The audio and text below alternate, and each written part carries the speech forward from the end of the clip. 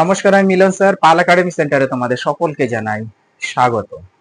আমি আজকে তোমাদের কাছে চলে এসেছি বায়োলজির একটি গুরুত্বপূর্ণ টপিকস নিয়ে। তোমরা যদি একটু খেয়াল করো তাহলে তোমরা দেখতে পাবা আমি কিন্তু বোর্ডে অলরেডি একটু লিখে রেখেছি। সেটি হচ্ছে ক্রোমোজোম। অর্থাৎ আজকের এই টিউটোরিয়ালটিতে তোমাদের সাথে আমি ক্রোমোজোম নিয়ে সম্পূর্ণ বিস্তারিত আলোচনা করব।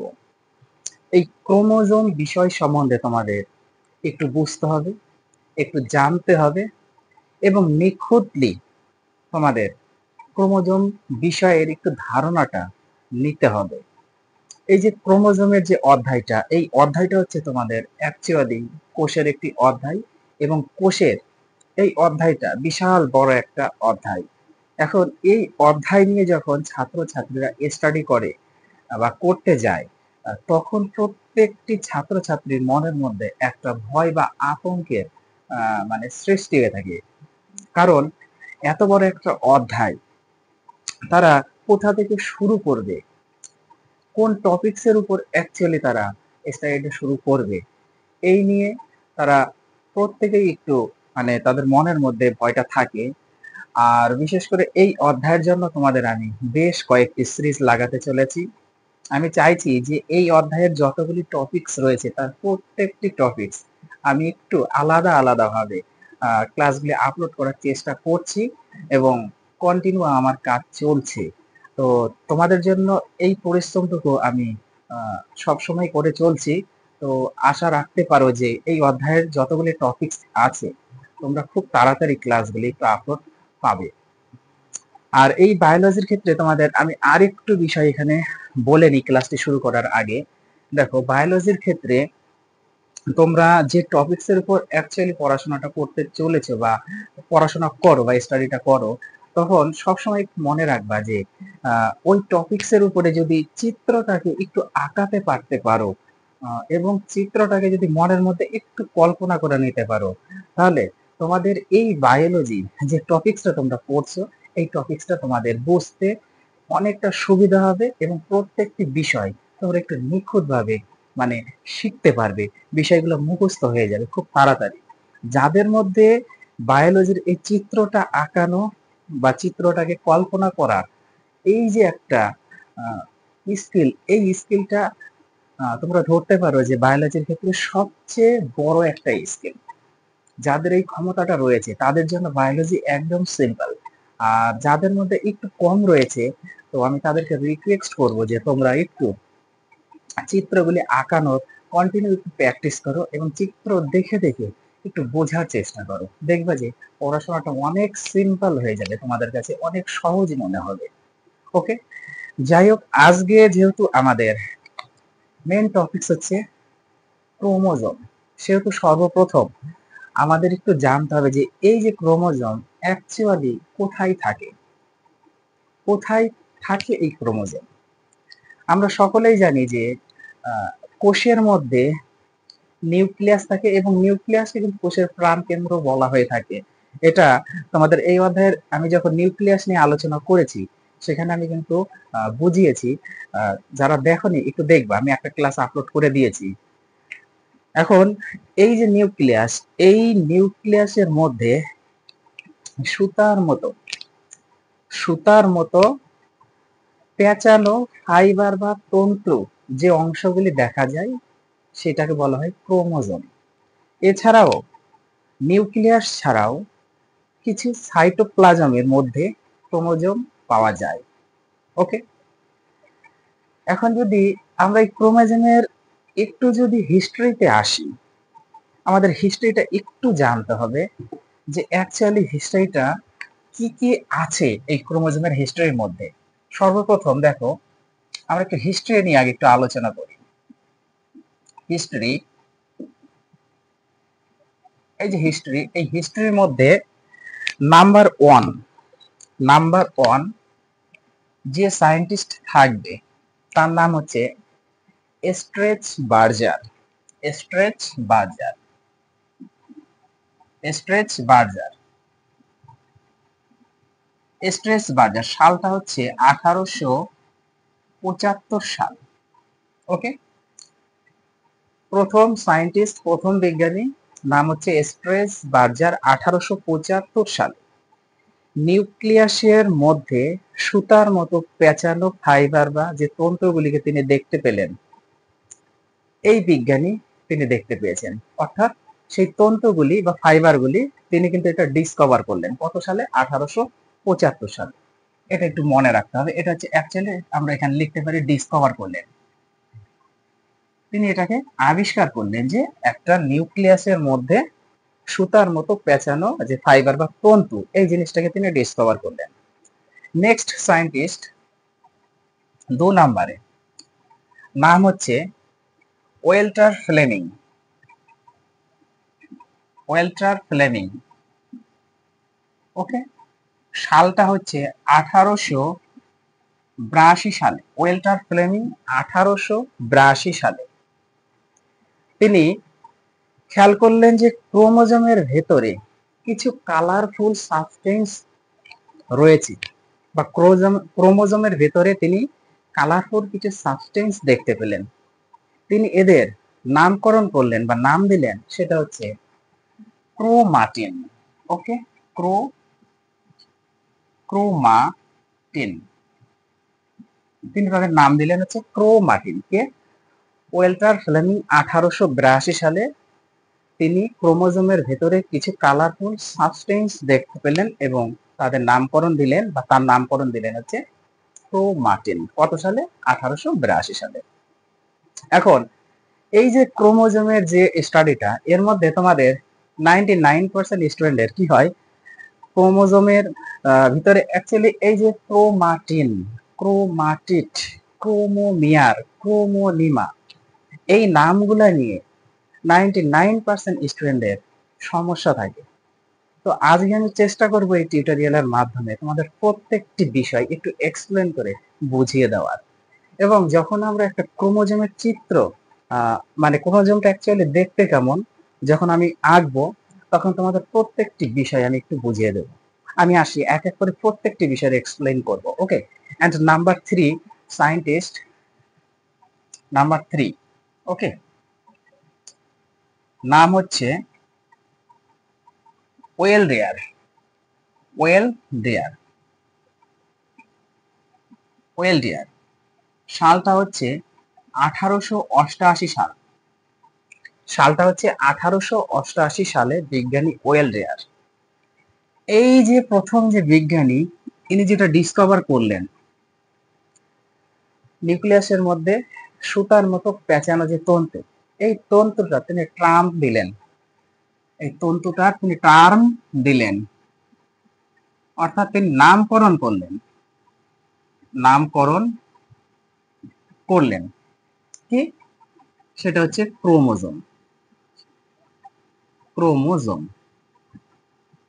অর্থাৎ সুতার মতো পেঁচানো যে ফাইবার বা তন্তুটি, তার নামকরণ করলেন হচ্ছে বিজ্ঞানী ওয়েলডেয়ার 1888 সালে। সেটা হচ্ছে অ্যাকচুয়ালি ক্রোমোজোম। তাহলে এই যে হিস্টোরি, এই হিস্টোরিটা পড়ার সময় তোমাদের এই 3 বিজ্ঞানীর নাম মনে রাখতে হবে। স্ট্রেস বার্জার 1875 সালে নিউক্লিয়াসের মধ্যে সুতার মতো পেঁচানো যে ফাইবার বা তন্তুগুলি দেখলেন, সেটাকে তিনি আবিষ্কার করলেন। নাম্বার 2 সায়েন্টিস্ট ওয়াল্টার ফ্লেমিং 1882 সালে ক্রোমোজোমের ভিতরে কিছু কালারফুল সাবস্টেন্স তিনি লক্ষ্য করলেন বা দেখতে পেলেন, এবং তাদের তিনি নামকরণ করেন হচ্ছে chromatin. Okay, and number 3 scientist is Waldeyer. সালটা 1888 সালে এই ক্রোমোজোম নামকরণ করলেন। ক্লিয়ার এতটুকু? এখন আমরা জেনে নিই যে এই যে ক্রোমোজোম, এই ক্রোমোজোম, আচ্ছা একটু রেড কালার দিয়ে লিখে নিই। ক্রোমোজোম, এই ক্রোমোজোম অ্যাকচুয়ালি কোন শব্দ থেকে এসেছে? ক্রোমোজোমটা কোন শব্দ থেকে এসেছে? ক্রোমোজোম, ক্রোমোজোম, এটা অ্যাকচুয়ালি এসেছে গ্রিক শব্দ। ওকে, গ্রিক শব্দ থেকে। ক্রোমোজোম এই শব্দটা অ্যাকচুয়ালি এসেছে গ্রিক শব্দ থেকে। এবার গ্রিক শব্দ কি থেকে? গ্রিক শব্দ ক্রোমা। গ্রিক শব্দ ক্রোমা, আর একটা হচ্ছে সোমা। ক্রোমা আর সোমা থেকে এই ক্রোমোজোম শব্দটি এসেছে এবং এটি একটি গ্রিক শব্দ। ক্রোমা কথার অর্থ হচ্ছে কালারফুল, কালারফুল, কালারফুল। আর সোমা কথার অর্থ হচ্ছে বডি বা অঙ্গ, বডি অথবা অঙ্গ। ওকে, অর্থাৎ কালারফুল, কালারফুল বডি হিসাবে এই ক্রোমোজোমটাকে নামকরণ করা হয়েছে। বোঝা গেল?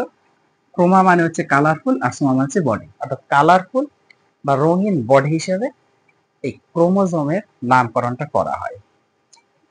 এখন আমাদের জানতে হবে এই ক্রোমোজোমের সংজ্ঞা, হোয়াট ইজ ক্রোমোজোম, ডেফিনিশনটা কি, অর্থাৎ ক্রোমোজোম কাকে বলে এটা আমাদের জানতে হবে।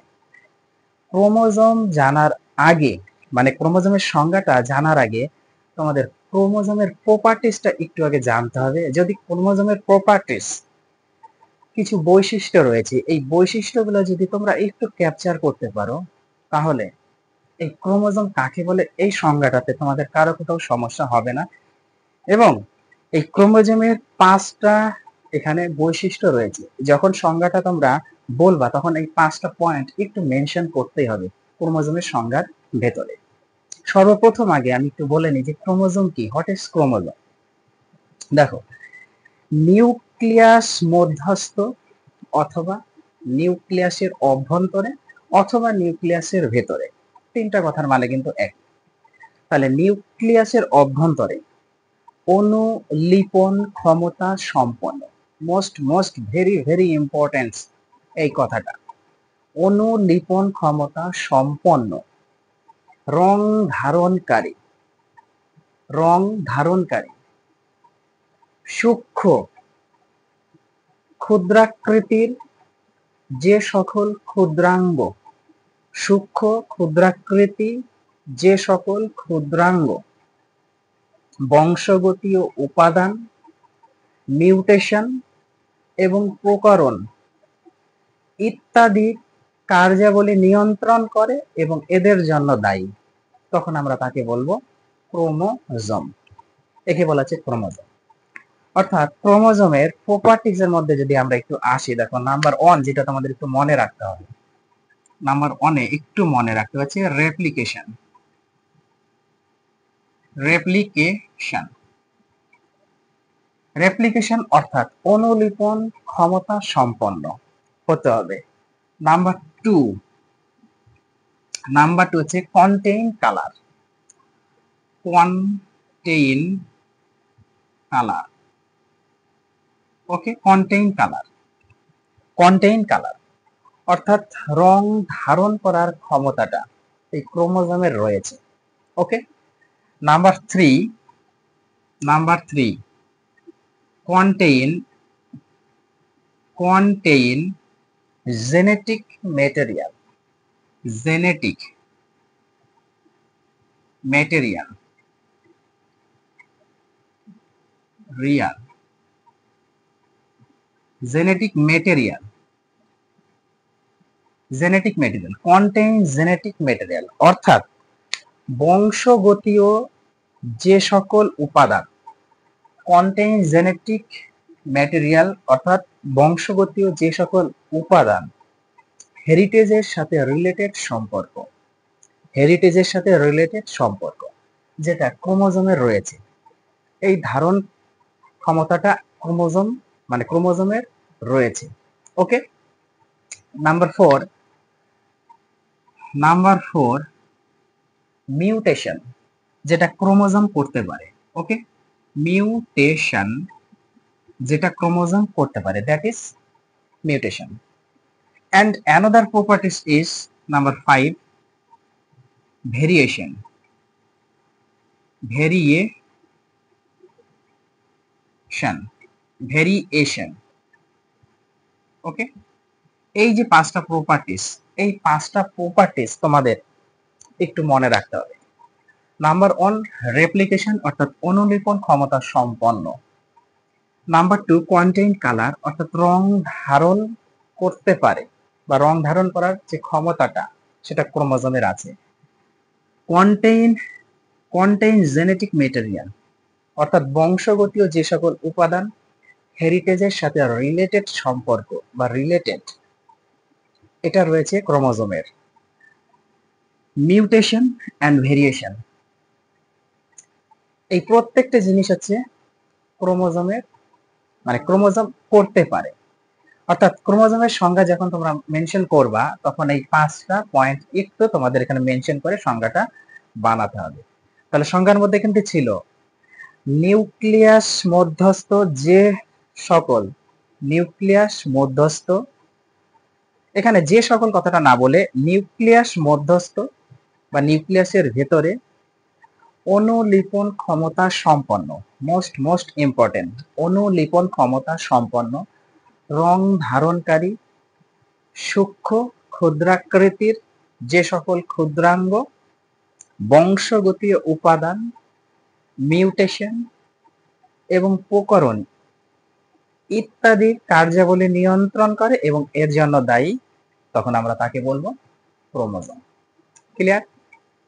তাহলে ক্রোমোজোম নিয়ে আশা করি তোমাদের, মানে ক্রোমোজোমের অ্যাকচুয়ালি সংজ্ঞাটা, এই সংজ্ঞাটা নিয়ে কোনো সমস্যা নেই। প্রত্যেকটা পয়েন্টস ভেরি ইম্পর্টেন্ট এবং প্রত্যেকটা পয়েন্টস একটু তোমরা নোট করে রাখবা। ক্লিয়ার? এইবার আমরা চলে আসি যে অ্যাকচুয়ালি নাম্বার অফ ক্রোমোজোম। দেখো ক্রোমোজোমের মানে কতগুলি ক্রোমোজোম থাকতে পারে পার সেল একটা কোষের মধ্যে। Okay, number of chromosome, number of chromosome, number of chromosome per cell. Okay, per cell, per cell অর্থাৎ একটা কোষের মধ্যে কতগুলি ক্রোমোজোম থাকতে পারে। ওকে, একটা কোষের মধ্যে, একটা কোষের মধ্যে 2 থেকে 1600, 2 থেকে 1600 ক্রোমোজোম থাকতে পারে। ওকে, 2 থেকে 1600 ক্রোমোজোম থাকতে পারে। এটা কিন্তু পার সেল, পার সেলে একটা সেলের মধ্যে, একটা কোষের মধ্যে 2 থেকে 1600টা ক্রোমোজোম থাকতে পারে। এটা অ্যাকচুয়ালি কিসের ভিত্তিতে, এটা কিসের ভিত্তিতে অ্যাকচুয়ালি থাকে? দেখো কারণ কোষ বিভাজনরত অবস্থাতে, কোষ বিভাজনরত অবস্থাতে একটা নিউক্লিয়াসের মধ্যে ক্রোমোজোম গুলিকে ইলেকট্রন মাইক্রোস্কোপ যন্ত্র দ্বারা গণনা করা হয়ে থাকে। ক্রোমোজোম গুলোকে ইলেকট্রন মাইক্রোস্কোপ যন্ত্র দ্বারা কিন্তু সেখানে গণনা করা হয়ে থাকে এবং বিভিন্ন প্রজাতিতে তখন এই ক্রোমোজোমের সংখ্যাগুলিকে রেকর্ড করা হয়। বিভিন্ন প্রজাতিতে তখন এই ক্রোমোজোমের সংখ্যাগুলিকে রেকর্ড করা হয়ে থাকে। এর ভিত্তিতে 2টা থেকে 1600টা ক্রোমোজোম থাকতে পারে পার সেলে। ওকে, এখন মানুষের ক্ষেত্রে, আমাদের ক্ষেত্রে, আমরা যে মানুষ, আমাদের ক্ষেত্রে কিন্তু ক্রোমোজোম সংখ্যা তোমরা প্রত্যেকেই জানো যে 46টি, অর্থাৎ 23 জোড়া। মানুষের ক্ষেত্রে ক্রোমোজোম সংখ্যা হচ্ছে 23 জোড়া বা 46টি। তারপরে যদি আমরা ধানের ধরি বা ধানের যদি একটু খেয়াল করি, যেমন ধানের ওরাইজা স্যাটিভাতে, ওরাইজা স্যাটিভাতে ধানের 24টা ক্রোমোজোম থাকে, 24টা করে ক্রোমোজোম থাকে। এবার যদি গমের, উদ্ভিদের ক্ষেত্রে অ্যাকচুয়ালি, এবার যদি গমের ক্ষেত্রে যেমন আমরা জানি যে গমের হচ্ছে ক্রিটিকাম এস্টিভাম, এই গমের ক্রিটিকাম এস্টিভামে 42টা করে ক্রোমোজোম থাকে। ওকে, তারপরে ভুট্টার ক্ষেত্রে, ভুট্টার যেমন জিয়ামেইজ, এই জিয়ামেইজ এর ক্ষেত্রে কিন্তু 20টা করে ক্রোমোজোম থাকে। তারপরে যদি আমরা পেঁয়াজের একটু চিন্তা করি, এলিয়াম সেপাতে, ওকে, পেঁয়াজের হচ্ছে এলিয়াম সেপাতে থাকে 16টা ক্রোমোজোম। এবার যদি প্রাণী কোষের ক্ষেত্রে একটু চিন্তা করি, যেমন গরু আর ছাগল, সাপোজ মনে করো গরু এবং ছাগলের ক্ষেত্রে, এদের উভয়ের ক্ষেত্রে কিন্তু, এদের উভয়ের কোষেই তোমাদের 60টা করে অ্যাকচুয়ালি ক্রোমোজোম দেখা যায় বা থাকে পার সেলে। একটা সেলের মধ্যে 60টা করে ক্রোমোজোম থাকে। তারপরে পায়রা বা কবুতরের ক্ষেত্রে, পায়রা বা কবুতরের ক্ষেত্রে তোমাদের হচ্ছে 80টা করে ক্রোমোজোম থাকে। তারপর হচ্ছে গরিলা, গরিলার ক্ষেত্রে হচ্ছে 48টা করে ক্রোমোজোম থাকে। আবার যখন আমরা ম্যান্ডেলিপের যে সূত্রগুলি রয়েছে এই সূত্রগুলি যখন এক্সপ্লেইন করি, আমরা যখন ব্যাখ্যা দিই, তখন কিন্তু উদাহরণ স্বরূপ হিসাবে সেখানে আমরা গিনিপিগের উদাহরণটা দিয়ে থাকি, তাই না? এখন এই গিনিপিগের ক্ষেত্রে কিন্তু 64টা করে ক্রোমোজোম রয়েছে। 64টা ক্রোমোজোম রয়েছে। আর এই যে এই দুটো হচ্ছে গোল কৃমিতে দেখা যায়। এই যে এই দুটো হচ্ছে গোল কৃমিতে। ওকে, গোল কৃমি, গোল কৃমিতে দেখা যায় হচ্ছে এই দুটো, দুটো ক্রোমোজোম থাকে হচ্ছে গোল কৃমিতে। তো আমাদের প্রত্যেকের এখানে একটু মনে রাখতে হবে, এই যে number of chromosome is event number, not a ode number.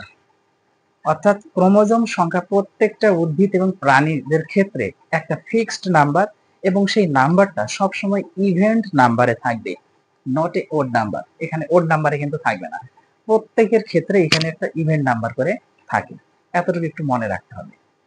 এইবার যদি আমরা একটু এই ক্রোমোজোমের সাইজ নিয়ে যদি একটু দেখি, তাহলে সেক্ষেত্রে কেমন হচ্ছে ক্রোমোজোমের সাইজ। দেখো ক্রোমোজোমের সাইজ, ওকে, সাইজের ক্ষেত্রে যদি আমরা একটু চিন্তা করি, যে সাইজের ক্ষেত্রে যদি আমরা লেন্থের দিকে একটু ভাবি, লেন্থ, ক্রোমোজোমের যে লেন্থ দৈর্ঘ্যের দিকে, এটা হয় 35 থেকে 30,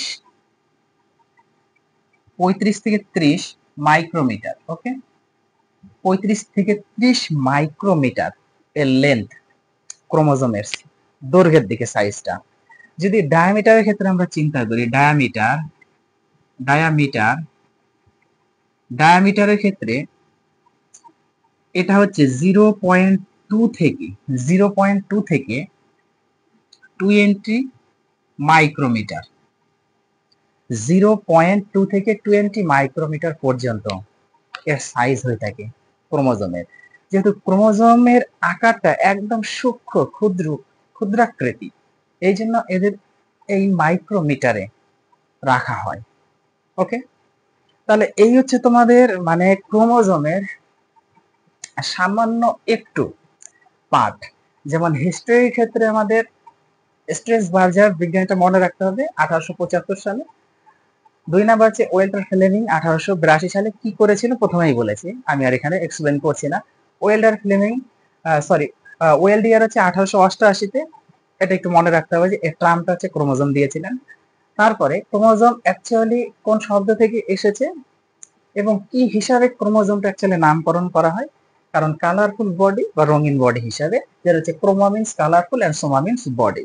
ওকে, তারপরে আমরা একটু জানলাম যে ক্রোমোজোমে যখন মানে সংজ্ঞাটাকে যখন আমরা মানে বলবো, তখন এই পাঁচটা নাম একটু মেনশন করতে হবে: replication, contain colour, contain genetic material, mutation and variation. Very very important এই সংজ্ঞার ক্ষেত্রে। এন্ড নেক্সট তোমাদের ক্রোমোজোমের নাম্বার হিসাবে আমরা একটু আলোচনা করলাম উদ্ভিদ এবং প্রাণীর ক্ষেত্রে কার কটি করে রয়েছে, এটা একটু রিভাইজ দিবা তোমরা। আর সবসময় মনে রাখতে হবে যে ক্রোমোজোমের যে নাম্বারটা সেটা সবসময় ইভেন্ট নাম্বারে হবে, এবং উদ্ভিদ এবং প্রাণীর ক্ষেত্রে ক্রোমোজোমের এই নাম্বারটা ফিক্সড রাখা হয়। এন্ড লাস্ট আমরা একটা সাইজ নিয়ে দেখলাম যে 35 থেকে 30 মাইক্রোমিটার, আর ডায়ামিটারের ক্ষেত্রে 0.2 থেকে 20 মাইক্রোমিটার। কারণ ক্রোমোজোম একদম সূক্ষ্ম ক্ষুদ্রাকৃতির, এই জন্য এদের মাইক্রোমিটারে মানে রাখা হয়। এতটুকু হচ্ছে আমাদের ক্লিয়ার হয়ে গেছে। এখন যে পার্টটা আমাদের শিখতে হবে সেটা হচ্ছে ক্রোমোজোম অ্যাকচুয়ালি দেখতে কেমন, সেই চিত্রটা আমরা এখানে একটু আঁকাবো, এবং প্রত্যেকটি বিষয় একটু নিখুঁতভাবে তোমাদের এখানে একটু বুঝতে হবে।